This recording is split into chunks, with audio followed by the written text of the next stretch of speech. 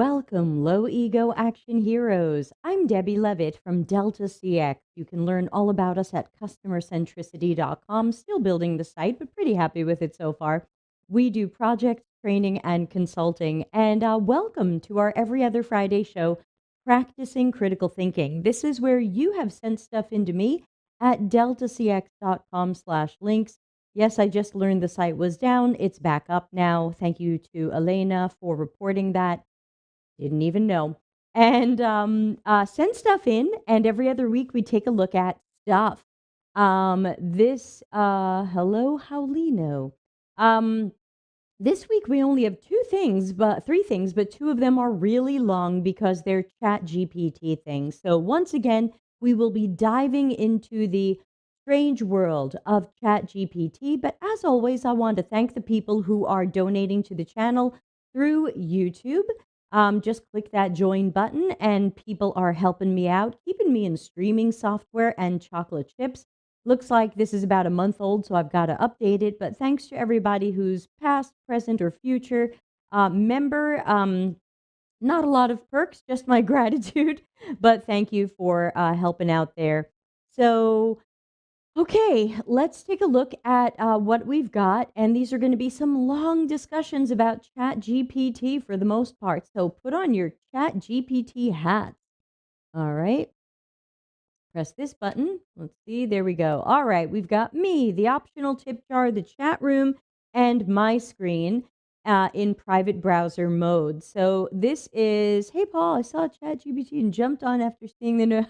What is this about? Yeah. So we'll do those. We're going to get this one out of the way, and then we'll jump into the ChatGPT stuff. So this was somebody who I don't know, so can't really say anything about him. But he said, do you want to map your customer's journey? Try our experience mapping template on Miro. It's been used over 3,000 times and it could help you gain valuable insights. Um, hi, Darren. So, since our show is all about critical thinking and about asking ourselves, what's true here? What might not be true here? What's meaningful, actionable, and helpful? How do we look at this and know what's going on here? So, one of the things that jumped out at me, and I know those of you watching it live, our Twitch person is probably 3 seconds lag. I know our YouTube and LinkedIn people are about 40 seconds lag.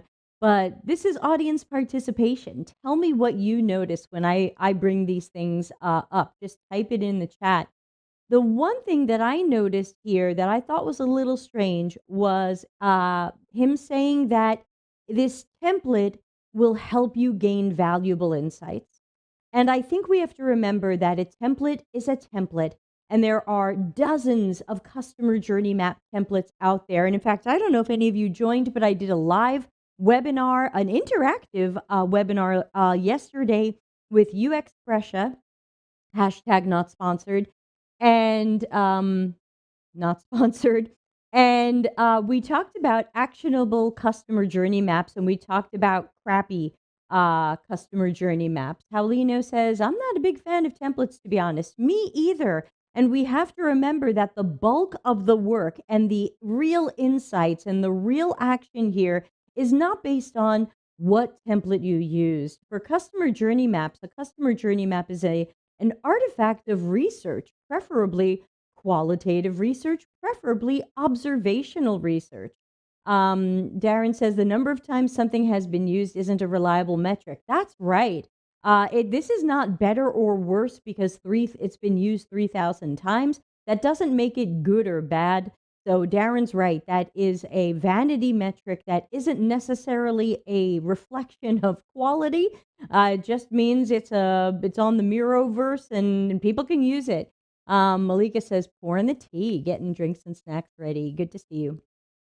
So remember, if you've got a bad persona, if you've got bad research, if you're guessing at the customer journey map, this can still absolutely be garbage and create no valuable insights because, like any template, it's garbage in, garbage out. It's a framework that you can fill in, but if you fill it in with crap and guesses, you might have no valuable insights, or you might have things you've convinced yourself are insights, but are just garbage.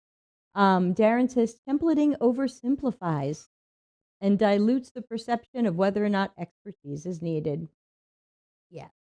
Paulino, do we know you? I don't always recognize people's online names. If you're comfortable telling us who you are, we would love to know, just so I can match names with people. So that's all I've got to say about this. You can use this person's template. You can make up your own template. You can use Nielsen Norman Group's template. You can use any template or tool that you like. It's all about the research that went into what's in your customer journey map, not your template. So think critically when you see something like this because it's a little bit of a strange sales pitch.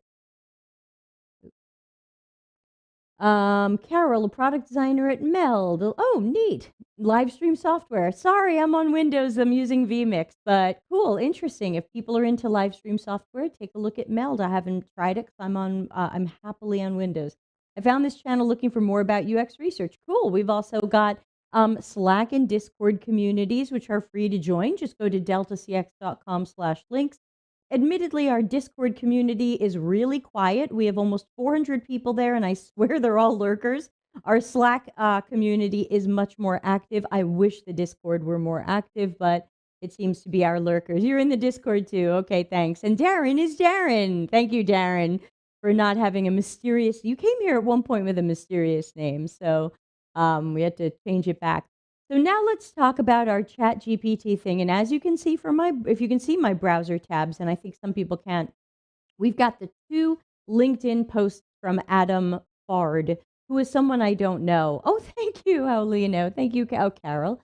I'll remember Carol. Okay. So everybody exploded about a week or so ago when Adam Fard, whoever he is, no opinion on him, said, "Can AI replace a UX researcher?" Now, of course, my immediate answer is no, unless you're really bad at research and AI is better than you are, but generally no. And he says, "We tested ChatGPT on a real project. We compared its results with our own findings. Here's our step-by-step process." And this is a 37 slide LinkedIn slidey thing. Now, Dr. Nick had responded to this one and said, "This isn't UX research." And I looked at Adam's background and I really didn't see UX research. So I remember critical thinking. Let's take a look at our sources. There's lots of people who are posting about UX research who I find have little or no experience in it. So we just want to make sure we're aware of who our sources are. Someone sent me someone recently who was posting about research. And when I looked at their LinkedIn, they only had design on their background. So yeah, I understand you're a designer. You might want to do research or say you do research, but I've just found that some people are giving advice when they have little or no experience in an area, which to me is trouble. So let's zoom in on this thing and see what this person is saying. So this person is saying Gen Z users, research baseline with ChatGPT, storyboard and mind map, research versus ChatGPT. So this is like a table of contents for this 37 slide thing. Gen Z. Okay, so we know Gen Z. Here's Gen Z, and they're going to use AI for UX research and generating potential solutions. Now, I've got a graphic I like to put up. Let me find it. Here we go. This is research. All of this. Research is planning, recruiting, running the sessions, analyzing, synthesizing, coming up with actionable suggestions, etc. So the question is, which of these can ChatGPT or AI do? Well, let's see how he used it. He's going to gather early information and compare the results with data from surveys. Who wants to jump in right now and tell me what's wrong with this already? I'll take a nice drink of hot cocoa while y'all jump in. We've got 11 people live on YouTube.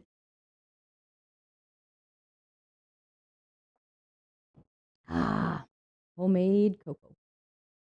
Getting cold. So again, we're 40 seconds delayed, so I'm waiting for people to respond. So I'll start telling you what I see while I wait for the chat messages to come up. So first of all, surveys are one of the most easily flawed research methods out there. You can write a survey to prove or disprove or say or not say pretty much anything. So I would say Comparing something to a survey is not necessarily your best choice.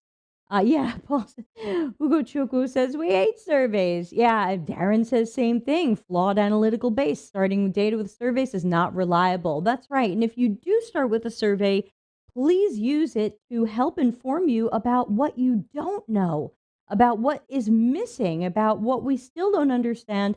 But of course, if it's flawed or manipulated, it's just a mess. So, as you can see, his chat GPT prompt is tell me about Gen Z's shopping habits. Again, feel free to jump it. Let me see if I can make this more. Oh, if I do full screen, then I won't see your comments. So that doesn't work. But that's his chat GPT prompt. Tell me about Gen Z's shopping habits. Now, you can all chime in on this, but what I noticed there is that's really broad. You're saying, hey, there's tens, if not hundreds of millions of people who fit into this demographic of just people of a certain age 26 to age, no, this is Gen Z, the age because it in 2010, that would make them 13-year-olds to someone born in the 90s, 13 to 30? That's really broad. Are 13-year-olds like 30-year-olds? Query is overgeneralized. Yeah, exactly. Tell me about the shopping habits of the entire Gen Z, which again, didn't he say it was? If I can get this back. How old are these people? Born in the mid 90s and mid 2010s. So, someone who's age 10 to 30, the life away. So, tell me about Gen Z's shopping habits. Let me zoom in again. And Gen Z is tech savvy. They like to shop on mobile. They want convenience and speed. They look at reviews and recommendations. They're price conscious. They want a personalized experience. They care about sustainability and social responsibility. So do I. And I'm 51. Probably Darren does too. And he's a little older than I am. So what? This is incredibly general. Remember, for this to be really helpful and actionable, you have to be able to look at this and go, okay, I know what strategy to create. I know what my goals or initiatives are. I know what designs to make. So this is quite broad information that just to me sounds true about humans, most humans, not all. What factors are important to Gen Z's purchasing decisions and rank them in order of importance? Authenticity. Really, all of the people using filters to make themselves look different than they actually do care the most about authenticity? Are we sure? All of those people? I don't know. Social responsibility, personalization. Okay, it's the same list, but now ranked. Yeah, innovation. I haven't seen a company do anything innovative in shopping other than myself in a long time. So, what exactly is innovation? What has anybody invented related to shopping? And is Gen Z really going to a website going, well, I like shopping here, but I'm not sure it's innovative enough? Said no one ever. Compared to a real survey, not everything is covered, but there are a lot of overlap. So it sounds like they asked people, which of these things do you care about? And some people checked off the box. And of course, that's uh, whatever. That's not a great way to measure anything. And it doesn't mean necessarily that someone will make a decision based on any of these things. We don't know. So, not seeing it yet. What are the sources of inspiration or purchases for Gen Z users listed in order of importance? Social media. They're influenced by social media. They're influenced by online reviews. They're influenced by in store displays, friends and family, advertising, brand reputation. So is everybody else on the planet. We're all influenced by all of these things to some degree or another. We see in-store displays. Maybe we're influenced by them, maybe not. This just seems incredibly generic, but we've started it with a generic request. for everybody between the ages of 10 and 30, which again is still blows my mind. Let's design for 10-year-olds and 30-year-olds. There are numerous overlaps. The information provided by ChatGPT could be used as a baseline to be validated by data later. I find very often when people say, let's validate that, they write the survey or the study that validates that. They are typically already in a box. The critical thinking is sometimes shut off, and they are now in the box of, okay, I have this data. I've worked this hard. I probably want this to look mostly or wholly good. So, we'll validate this. How would you even validate any of the things you just saw? Could you run a survey and ask these people which things are important to them and give them check boxes and make them check it off? Okay, but is that still true? Did we really capture these things? Oh, thank you for joining the Discord. I recognize that name. Um, so many questions here. Storyboard and mind map. Now that we have baselines, which are completely made up, and remember, ChatGPT stopped receiving new data in 2021. So this is not going to give us anything that is in the last 2-ish years. So now we're going to do storyboarding. I don't know why we're doing storyboarding. We still haven't really done UX research. All we've done is a little bit of fake market research because we asked a bot buying habits of people between the ages of 10 and 30. There's nothing UX researchy about that. I don't see interviews. I don't see observations. I don't see a diary study. I don't see anything that looks like UX research. So this isn't UX research. This looks more like market research. Malika says, don't we need to at least fact check the information from GPT before validating anything? You would think that you would want to do that. The problem is that GPT is trained on the information that's out there. And it's not that I think this information is incorrect, even though it could be. It's more that, what do you do about any of that? So they're influenced by social media and they want innovation. And they want sustainability until they see the price. A storyboard is a visual way of telling a story. Thank you, Sherlock. When facilitated in a workshop format, boo, why are we workshopping everything? To me, it's really a hallmark of someone who is still has the training wheels on their research. I find very often when people don't feel confident, I mean, it's not the only reason, but especially when people don't feel confident about research, they tend to want to workshop everything so that they cannot be held responsible or accountable for their work. We're doing a big project right now at Delta CX. There is no workshop. We are completely accountable and responsible for the research work that we've done and what we all the artifacts and suggestions and advice we give the client. We can't hide behind a workshop and say, well, we all kind of designed that together. So boo, workshopping. Still don't like it. You can go to deltacx.shop and shop in our online store and buy things that you echo our hate for workshops. Storyboarding exercise helps understand everything around the user's real online shopping experiences. So these are the kind of mistakes people make when they don't understand UX or research. Am I saying this guy doesn't understand UX or research? Kind of. I know that's very judgmental, but it wouldn't make sense to understand UX or CX and then say, hey, look, all we have to do is ask a bot for some ideas and do a customer journey map or a storyboard, and we've really understood the online shopping experience. This is usually an exercise in guessing at the shopping experience. Or they just, oh, this is how I shop, so this must be how lots of people shop. I'm just going to storyboard out what we think shopping looks like. It highlights specific steps taken by the user in an ideal scenario. Probably not. Probably not, because chances are the true ideal scenario for online shopping is something that hasn't been invented yet. If you didn't invent that at the end of this, I'm not sure what you're doing.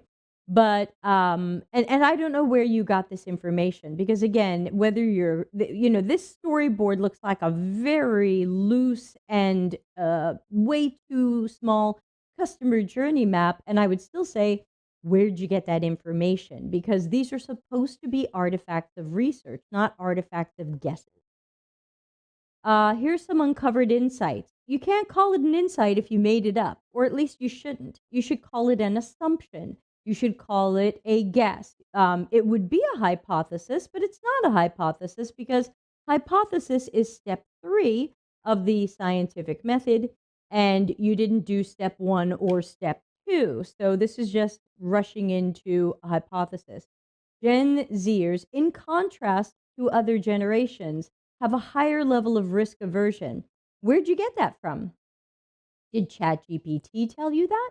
Did you research with non-Gen Zers? Because you're claiming that that people like me, who are, I think I'm Gen X, I have less risk aversion. Where'd you get that from? That seems extremely broad and totally made up. Gen Z's research methods are very elaborate and well refined in comparison to previous generations. It's so funny because we just did the study we're doing now relates to millennials, and I can't tell you too much about it other than we found the opposite. So this seems just made up. Gen Zers are employ more delayed gratification. That's so funny. Our research just found the opposite. Gen Z users are more controlling about the shipment of their product and expect it on time. So do I. And I'm an old crabby dinosaur, and I expect something to have it on time. Why is that special to people who are aged 10 to 30? Hearing option is a digital means of expressing consistency in a social context. Not sure what that relates to. Any comments from anybody watching this as I go through it? This is audience participation here on the Critical Thinking Show. So these sound very general. It's hard to disagree with these things. It's hard to say they're not true because what is true? But the reality is that we didn't study the target audience. There might be a difference between a Gen Zer shopping for a rare coin versus a Gen Zer shopping for a new shower curtain. We didn't take a look at, everybody say it with me, people, systems, context. So we didn't take a look at those things. We just said we have a demographic, but we didn't really do UX research here. So I would still say that what this guy claims is UX research isn't. It's some sort of watered down market research. Jude is here. Good to see you. How have you been? Where are the works cited notes? You're right. You just can't spew stuff with nothing to back it up. That's right. And ChatGPT is not going to make a very good citation because it's just whatever. Darren says actual research is far more reliable these days. Many seek to work without working and pass off the results as valid. Sure. I'm sure this guy, look, he's showing it on LinkedIn, and I'm sure he's absolutely sure that he's done an amazing job and you should hire his company to do your research. But we'll talk about that in a moment. Research versus ChatGPT. User journeys from our research correlates with ChatGPT data. What research? As far as I can tell, you didn't talk to a single user. You didn't observe a single user. I think you ran a survey, and I think you used SurveyMonkey's data. So I don't understand what you're correlating with what. It's almost like saying, hold on, I'm drawing a circle on this page, and I'm drawing a circle on this page. Oh my God. Everybody, I've got two circles. This is amazing. Our data correlates. I've got a circle here. I drew it. And I've got a circle here. I drew it. It's amazing. Validated. Two circles. It doesn't really make sense. It just doesn't. It's self-validating, but there's kind of an arrogance in that is very strange. So pinpoint stages requiring improvement. Yeah, how will you now? Normally, we see room for improvement primarily in qualitative observational studies, whether they're generative or evaluative, or secondarily in interview-based studies. Though observation is always the best way by far. Um, And looks like they didn't do that either. Looks like they made up a persona, Lisa, and they're saying browsing, cart, and checkout. Why? Because that's the model that we already work from. That's not innovative. Browsing, cart, and checkout. Could that be disrupted? Will we someday buy online differently? I think so. So, what's this? We learned browsing is an important stage, and that makes sense. Yes, I agree with me, and the robot I hired to agree with me. So, this is all very strange. Now, let's generate interview questions. We can explore questions to ask users about their browsing experience. Let's take a look at what questions ChatGPT thinks you should be asking in qualitative interview research.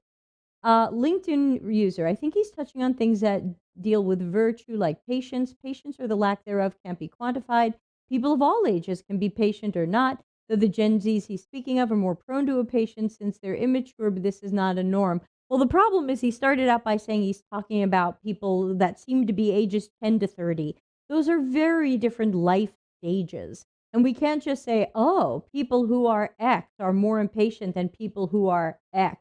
I would say this guy is impatient because he didn't decide to do his research the long way, the real way. He decided to do the shortest and fastest, minimum viable, well, I would question viable, minimum non viable research. So, again, we have to be careful of falling into stereotypes and broad brushes.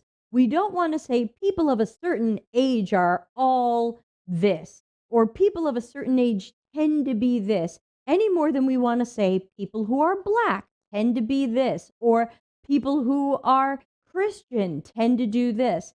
I only want to say that if I have amazing, amazing qualitative research, and I'm absolutely sure I'm not saying something racist or stereotypical, because otherwise these broad brushes are just stereotypes. Oh, these people are younger, so they must be more impatient. If we didn't research them, we don't know. So let's take a look at the interview questions ChatGPT recommends. And those of you, especially who are researchers in the audience, yell out what you think of these questions. And those of you learning about research, yell out. What motivated you to start browsing for this product? Good question? Bad question? I think it's going in the right direction, but it's not the way I ask the question. Obviously, we're trying to get at the trigger. Why did people uh, decide that they need to buy this thing? But it's too many steps ahead because what motivated you to browse for the product assumes you're already on a site and you're browsing.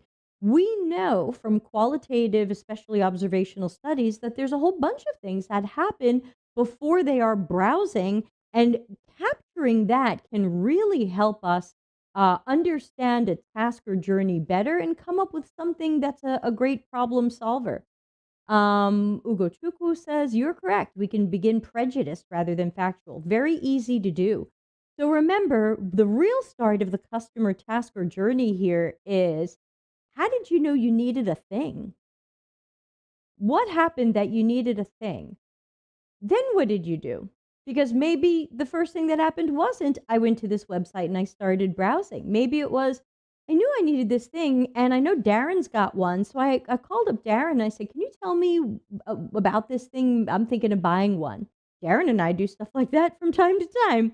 So, though I don't call him, I LinkedIn message him. So, again, I think that this has the right idea and that it understands that you should try to learn more about what started this, but it's not going back far enough.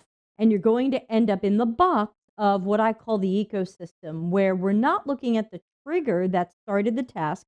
We're not looking at the orbit where people researched and decided on different sites or vendors. We're looking at, we're in your ecosystem, we're browsing, tell me about that. And you're missing the true end to end customer journey. What specific features or characteristics were you looking for in the product? This assumes that people have some sort of list of features or characteristics that they were looking for.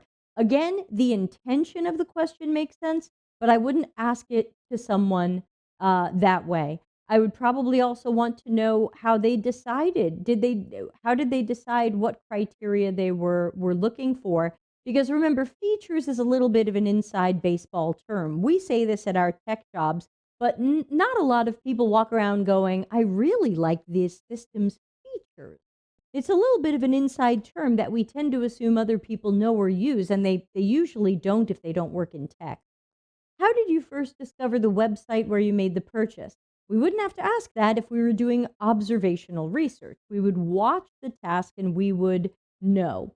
How did you navigate the website to find the product you were interested in? Again, these questions assume you're not just going to watch someone do the task, and that is always better, observing the task rather than asking about the task. And again, how did you navigate the website is a leading question since it implies that people understand navigation and they remember what they did, and that's what they did. They navigated. Maybe they didn't navigate. Maybe they searched. Maybe they searched on Google and came right in on a landing page and didn't have to navigate the site.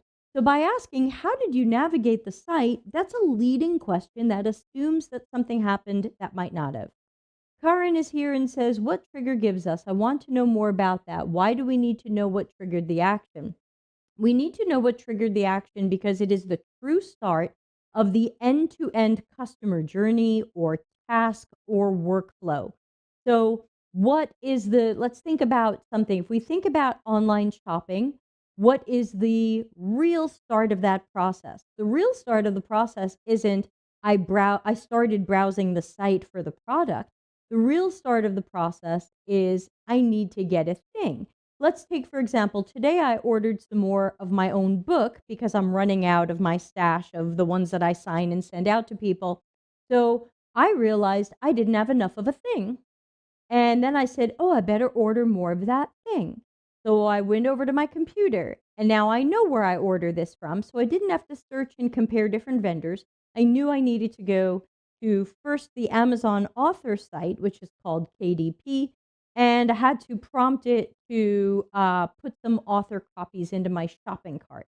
So the real trigger there is not Debbie went to Amazon and bought her own book. The real trigger was, oh, wait, I'm running out of books. And I'm pointing to where they are. I have to go to the wedding. That's right. So the real trigger is, hey, wait, that's from one of my slides. The real trigger is what started the process? What started all of this? And the real trigger isn't, hey, you're on the website. How did you start using the website? You are missing the full end to end customer journey. And as Larry will tell you, and the book we're writing will tell you, so much, so many opportunities for companies and products and services live in the time when they're not in your ecosystem. The things they do before, the things they do after. That's where a lot of the gold is and the knowledge stuff. Anyway, knowing the show is half over and we have another adventure from Adam, let's move on and see what else Adam had to say. Because when ChatGPT 4 came out, Adam was back at it, trying to compare these things. People wonder whether ChatGPT will take their job. No, we don't. Not anymore. Not after seeing things like this. My job is extremely safe. But you know whose job isn't safe? Adam's. Because let's talk about Adam for a moment. And I don't know him. He is a founder of a UX design studio. If you are looking to hire someone who can do UX design or UX research, do you see this and want to hire Adam? Now, of course, he's selling speed. Get a faster prioritization, innovation, and validation process. He's selling speed, and if you want speed over quality, you can hire him. But he's also just shown you how he does his work, which means anyone can do this. We technically don't need Adam. He's putting himself out of business. If you just want to go the fastest route possible and you believe that ChatGPT's data or AI or whatever will get you to the fastest end that you want to get to, I think Adam is teaching us we don't need him. So, that's who's going to lose. I think that's who's going to lose their job as this stuff develops. It's going to be the people who might have less skill. And again, I'm being judgmental of him. I haven't seen his work, But just from what I'm looking at here and from the way he describes things, I have the idea that, at least related to research, he has less skill. And that's an easy job to take. So UX persona. A UX persona by a researcher. No. So thing one, no. If you're watching this channel, then you know that this is not the correct way to do a persona. A persona is an artifact of qualitative research, preferably observational, possibly interview based. And if you've seen our show in the micro lessons playlist on YouTube about task analysis personas, you know that a persona is so much more than grabbing a Miro board and putting some squares on it. So it's almost like he's saying, hey, look what a researcher can do. They can put squares and circles on a board and blah, blah, blah. This doesn't look like a good persona to me. So, it's kind of like saying, we're going to compare Debbie's artwork to something else. I'm a terrible artist. I already lose that thing. So this is a poor persona, which means it could easily lose a battle against anything, against a small fish. And now, look at this. ChatGPT made a persona. Samantha Green is 42 and a training director in Chicago. Samantha Green is a highly experienced training director working in the corporate training and development field for 15 years. She's responsible for planning, implementing, and evaluating. What is this about? A persona or a task analysis user profile is supposed to be in the context of something that somebody is trying to get done. What is the context here? Hey, everybody, say it with me. People, context, system. What is going on here? Her goals: design and implement effective training programs that cater to diverse styles and skill levels, continuously evaluate the success and impact. What is this related to? What is this project? We have no context. So this is a made-up persona that might be as good as other made-up personas. I think everybody here live right now could make up a persona as well as this. Absolutely. It would take you a little bit longer than ChatGPT did, but I think for a bad made up persona that isn't actionable, sure, great. Yeah, I agree. The problem is that this persona isn't actionable. If you can't look at a persona and strategize, prioritize, come up with initiatives, solve that person's problems, or know what to design, then you don't have a good persona. So don't care.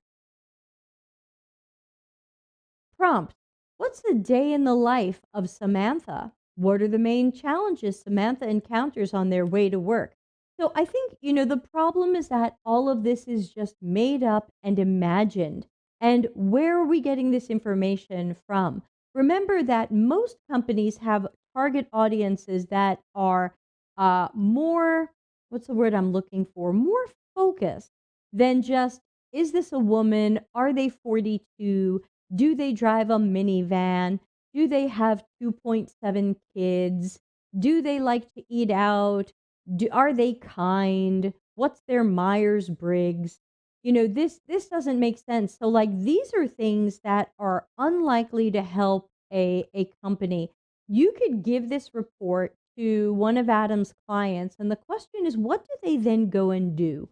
What's the long-term success of this? And that's where I want to. Is that the end of the story? I want to know. I want to know how this created success for Adam's clients. I want to know how it created more success than when they did really good research.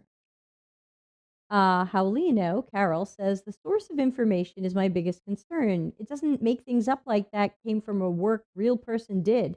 Since I've been using it a lot, that's how I feel. Yeah, if you've been playing with ChatGPT, it can tell you wondrous stories, but are these stories true about your target audience?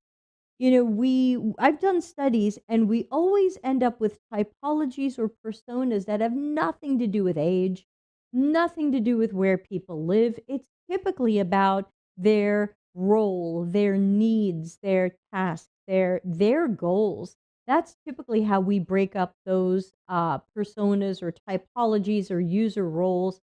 So, it doesn't now he's saying he's gonna make do MVP prioritization.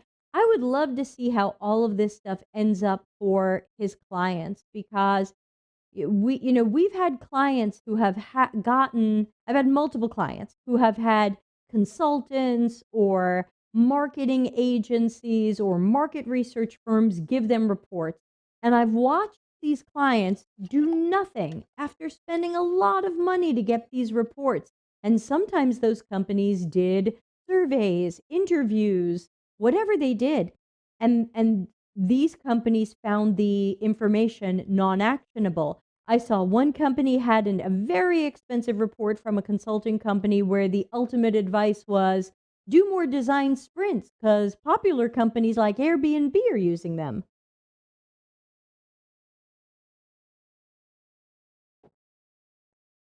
You paid how much for that report? 150,000? I think you could have thought about that one for free. So I have so many questions about this, and as Larry always says, scorecard, baby. Well, let's see the outcomes of these things. I want to know, where are these success stories? You can always say, hey, we did research fast, or we made personas faster than ever, or we made a storyboard faster than ever. Congratulations on your speed. But what about your quality? That's the question. Let's talk about that a little bit. And for that, I'm going to flip back to a giant picture of me so that I can put your comments on the screen and bring this up. Let's remember that it can't all be about, I'll point this way, about speed. The speed and the length of a project is just a piece of a triangle. It's a piece of something. You have to weigh that and balance it against, are we really understanding customers and users' needs?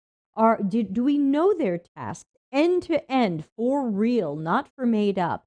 Do we understand their unmet needs, their tasks, their perspectives, their context? If not, congratulations on your spade. You didn't balance these. And then, how about being lean and cutting risk or cutting waste? Ultimately, if you are not thinking about these things and mindful of the waste you might be creating or the risk you might be creating for your company, your product, your service, your stock price, your reputation, your everything, you didn't balance these.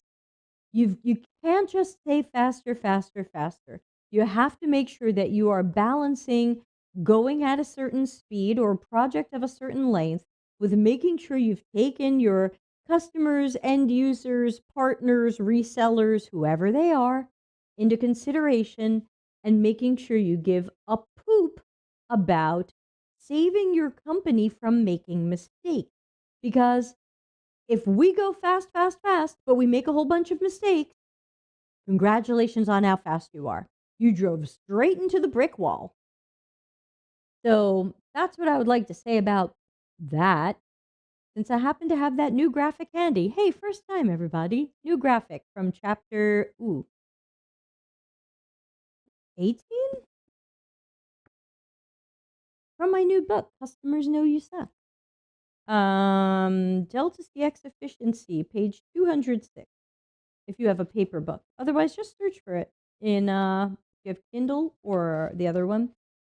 Chapter 16, when agile works against customer centricity. So yeah, you can find it. This is my black and white copy. I should really have a color copy handy. Please hold. Oh good, I'm wireless today. So yeah, so we have to be careful of all this ChatGPT stuff. And another thing that we've been talking about at Delta CX, and on the show as well. Oop, now I'm blurry and mysterious. Please refocus camera, please. Thank you. So another thing is, while you're feeding, let's say you've done a real research project, and let's say you want ChatGPT to organize your notes or read all of your transcripts and come up with user problems and pain points. Number one, it might not get that right.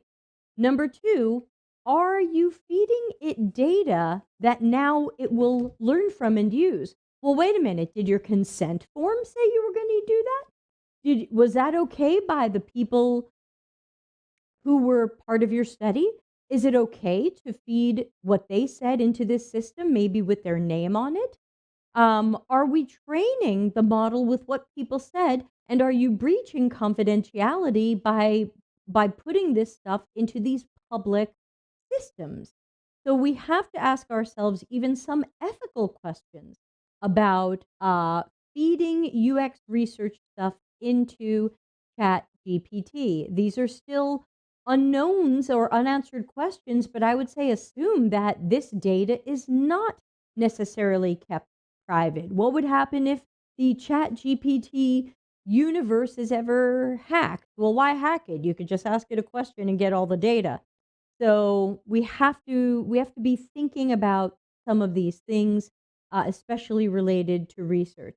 Now, on the other hand, some people have said to me, "Hey, I fed some stuff into ChatGPT, and it helped me come up with some ideas of questions I could ask." Sure, we saw that just now. ChatGPT had some ideas for questions. They weren't great questions, but if we knew that, because we had some experience, we could look at it and go, oh, yeah, I do want to ask a question along those lines, but I think I need to write a better question. So, can chat GPTs or Googling things ideas give you ideas that you didn't have or something you might have forgotten? Sure, absolutely. And you can use it for that. But you still have to have your critical thinking hat on, which I've got over here. You still have to have your critical thinking hat on because you run the risk. Let's see, hair or not hair? No, that doesn't look right. I guess without, just go for it this way. A little bit. There you go. Put on your critical thinking hat and make sure that even if ChatGPT is giving you ideas or suggesting things to ask people or things like that, or things to put in a persona, that you still look at that and go, is that the right thing to do? Is that the right question? Does this question get me closer to my research goal? Is this a well-written question? Is this a badly written question? So even if we have ChatGPT helping us, we still need the skills of the interviewer. And I've spoken to a couple of people who said they've been trying to feed some of their research transcripts and stuff into ChatGPT, and that in some cases it really missed a lot of the key insights that a human would have found.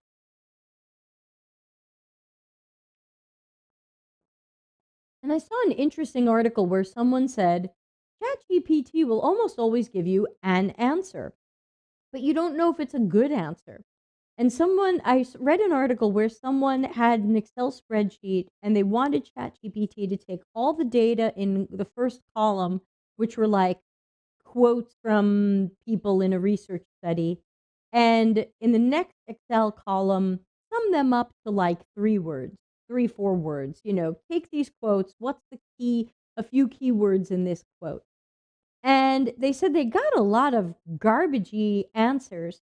So I don't know how you program ChatGPT, but they evidently did something to instruct it where in the third column, they should give a score of how confident they were with the words they used to sum things up. Score itself from 1 to 5. And they said there were a lot of threes in there. There were a lot of relatively low scores that even when ChatGPT was given the opportunity to say, and how confident are you that these words are a good summary of that quote? In many cases, it was not confident. But if we didn't have that reminder, we might think, well, the all powerful robot has spoken and it's got these words, and so that must be it. Hey, I don't want to take the time to look at it. Fast, fast, fast, fast, fast, fast, fast, fast, faster, everything go fast. So we have to remember that this thing is really just in its early stages, and there's some things it does well and some things it doesn't do well. But what it doesn't do well is critical thinking. So you just want to, if you are having it coordinate data, manipulate data, make suggestions to you, that's fine. And it might be fun, but you still have to have critical thinking. You have to take a look at it and you have to check it because it could be garbage. Any other thoughts or questions? Because that is technically our critical thinking stream for today. Let me remind everybody that most streams next week were canceled because I'll be in Copenhagen as part of UX Copenhagen. If you're going to be there, let me know. We've got only one stream next week. I'm going to be doing what I call early office hours, which is Tuesday, the 21st of March at 10 a.m. Italy time. But note that those of you who recently changed your clock, we didn't. So check when Italy time is for you. It might not be when you think it is until later this month when we change our clock too. So that is the only stream next week. Tuesday's early office hours. If you want to get a question in, you can get it in early at deltacx.com/links. Thanks, Carol. Good to meet you. Hope to hear from you again. And have a great weekend because I think it's Friday, though every day is the same to the self-employed. And let's see what else. That is. And then we are going to have book club next week. Whether or not you're reading my book, you are welcome to come to book club. We are going to be talking about chapter 18. Ooh, chapter 18 is like my favorite chapter in the book. It's where lots of rubber hits lots of roads. So, yes, thank you, Karen. So, yeah. So that's it for next week. Really light schedule, but then I'll be back at this desk for the last bit of March and currently all of April. But then I will be traveling in May. So expect some funky schedules in May. I'll be in America for most of May. If you are in America and you would like to bump into me, Larry and I are holding a workshop in in Denver. Not December, Denver. Little brain switch there. Just go to cxcc.to/the word space, SPACE. And at the bottom, you'll find a link to it and you can learn all about it. He's doing his knowledge-oriented UX for a full day, and then I'm doing my space, strategizing product and customer experiences on the second day. And you can come to one or both. You can be live in Denver with us, or you can join remotely. And people have been signing up. There's going to be humans there. Tickets are still available. So I hope to see some people in Denver. I also have some time to kill in both Dallas and Orlando. So if anybody is near there and wants to grab lunch, let me know. This is May. I'm planning early. All right. After this, I am recording a podcast as someone's guest, so I'm gonna run. But thanks to everybody who's dropping by. Don't forget to press like and leave a comment after the stream ends to help us in the algorithm, and tell your friends to subscribe to Delta CX. We still need the help. Still shadowbound. Have a super weekend, everybody, and I'll see you Tuesday. Bye. Customer centricity as business intelligence. Visit deltacx.com to learn why we are